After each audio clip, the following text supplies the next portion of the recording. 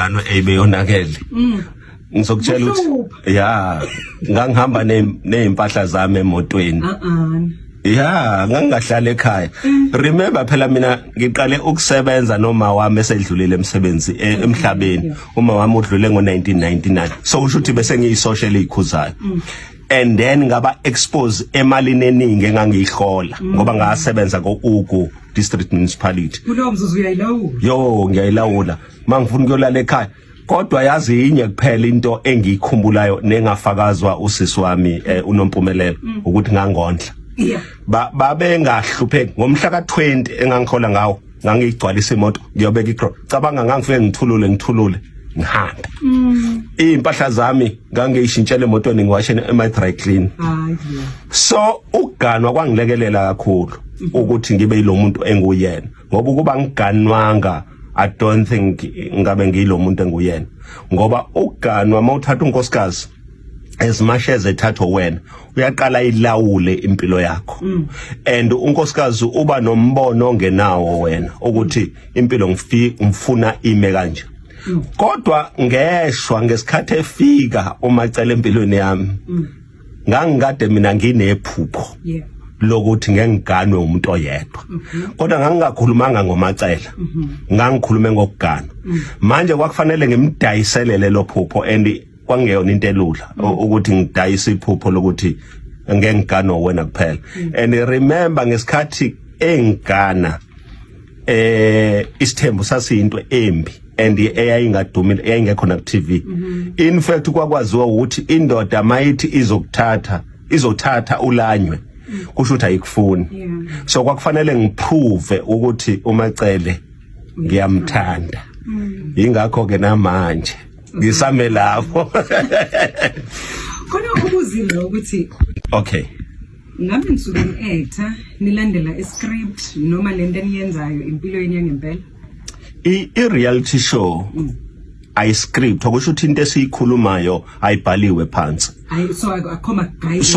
so unkosikazi mawumuzwe ekhuluma into ukhuluma lento esuka imbambile uyabona mina ngiye ngithi ishow lengayiqalayo ingisize kakhulu kukhona izinto ngaba ngikwazanga ukuzikhuluma ukuba yikho ishow nami ngangizofana namanye amadoda angakwazi ukukhuluma izinto ezithize kodwa ngoba ngine show ngikwazi ukuzikhuluma lezo zinto this one number 2 abantu bakamseleku sebefike ezingeni la bengabophezeli bakunqamleze ukuthi ukhulume izinto ezithize ingakho izinto esiyikhulumile sikwazi ukuqhubeka sihlale so seniyakwazi ukuhlukanisa okwenzeka kumabona kude nokwenzeka la ekhaya yes okay and then izinto ezenzeka kumabona kude zumthelela wezinto esi-experienceayo eziyiqiniso kusho ukuthi ayikho into esifika labantu abashuthayo besibhalele yona laba abantu abashuthayo bafike babuze thina ukuthi impilo yenu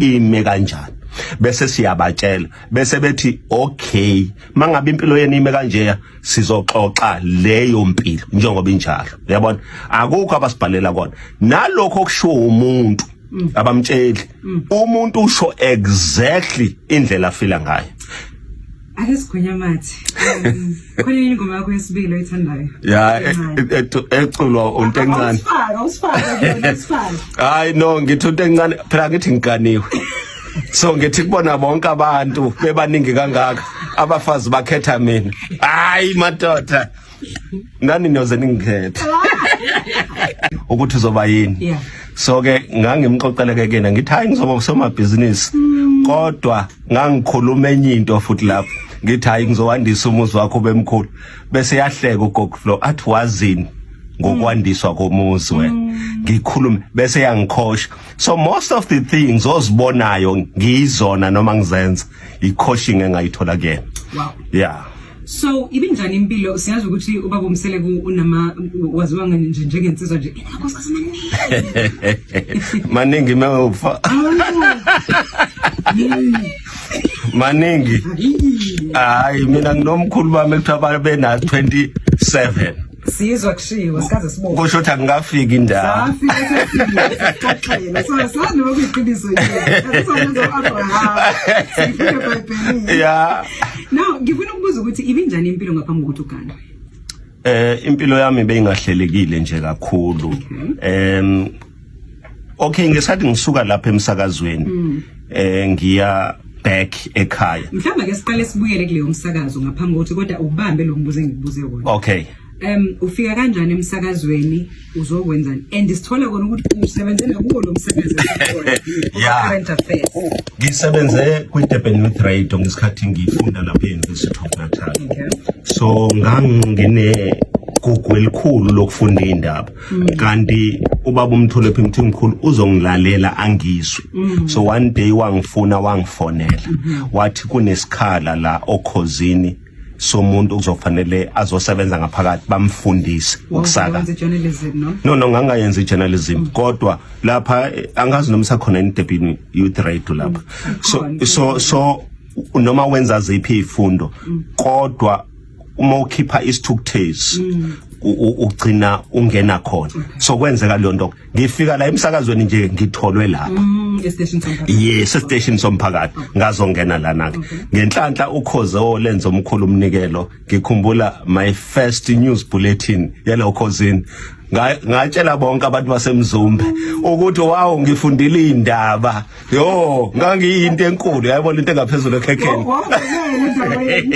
Yeah, and then into eningi i-excitement yayinkulu kakhulu ngangikhonzela abantu kakhulu so umsakazo wadlala enkulu indima kumina ekutheni ngibe yilo muntu enguyena. So ngifike kanjalo ke la emsakazweni. Asibuyeleke ibinjani ke impilo ngaphambi kakhulu. So you call executive producer. Yeah, and the producing company yami. Idenksma. Yeah, so ilona business elikhulu kakhulu nama returns noma imali ngiyibona mayingena inkulu kakhulu imali. Iyajabulisa. Hawo njoba ngilana nje sisi encane phela cha usisi lo zoba nenhlanhla.